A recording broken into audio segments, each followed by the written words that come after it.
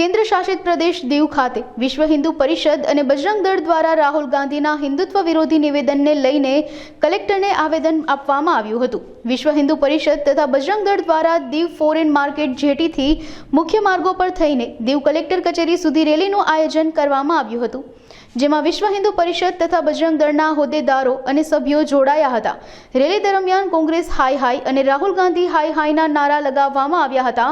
રાહુલ ગાંધીને સાંસદ પરથી હટાવવા કાર્યકર્તાઓ દ્વારા માંગ કરવામાં આવી હતી, તેમજ આ રેલીમાં બહોળી સંખ્યામાં લોકો જોડાયા હતા। जय श्री राम।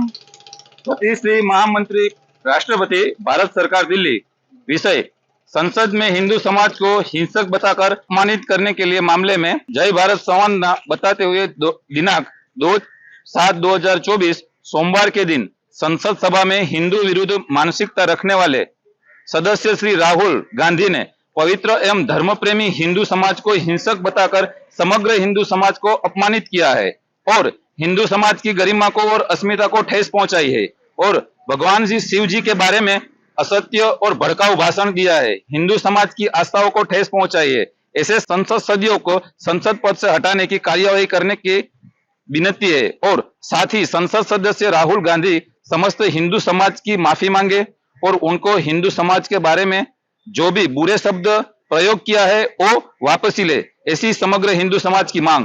जय जय श्री राम। आज रोज अमे लोकोए दीव खाते एक भव्य रेलीનું આયોજન કરેલું હતું, કારણ કે સાંસદ ભવનમાં રાહુલ ગાંધીએ હિન્દુત્વ વિરોધી નિવેદન આપેલું છે, તેના બદલ અમે લોકોએ આજે કલેક્ટર મેડમને એક આવેદન પત્ર આપેલો છે, તે બદલ અમે લોકોએ રેલીનું આયોજન કરેલું હતું। હું નિપુલભાઈ શાહ, વિશ્વ હિન્દુ પરિષદ ગીર સોમનાથ જિલ્લા મંત્રીનું દાયિત્વ।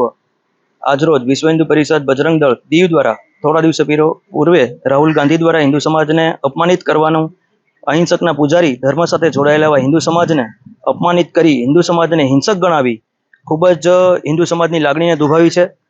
આના પ્રત્યાઘાત રૂપે વિશ્વ હિન્દુ પરિષદ દ્વારા સમગ્ર દેશની અંદર એના વિરુદ્ધમાં એક આવેદનપત્ર દઈ અને કોંગ્રેસ પાર્ટી ઉપર સખત કાર્યવાહી કરવામાં આવે। ગમે ત્યારે હિન્દુ સમાજને ટાર્ગેટ કરી, હિન્દુ સમાજને અપમાનિત કરી, હિન્દુ સમાજને પ્રતાડિત કોંગ્રેસ પાર્ટીની એક માનસિકતા રહી છે। કોંગ્રેસ પાર્ટીનું સભ્યપદ ને કોંગ્રેસ પાર્ટીનું રાષ્ટ્રીય નેશનનો દરજ્જો રદ થાય, રાહુલ ગાંધીનું સભ્યપદ રદ થાય, તે માટે થઈને આજે દીવ પ્રખંડ દ્વારા કલેક્ટરશ્રીને આવેદનપત્ર દેવા માટે વિશ્વ હિન્દુ પરિષદ અને બજરંગ દળ દ્વારા આજે અમે આવેદનપત્ર દેવા માટે આવ્યા છે ને આવેદન કલેક્ટરશ્રીએ સ્વીકારી અને ખૂબ સારી કામગીરી રૂપે અમારી માગણીને સ્વીકારી, એના માટે અમે આપ સૌનો ખૂબ ખૂબ આભારી છીએ। જય શ્રી રામ।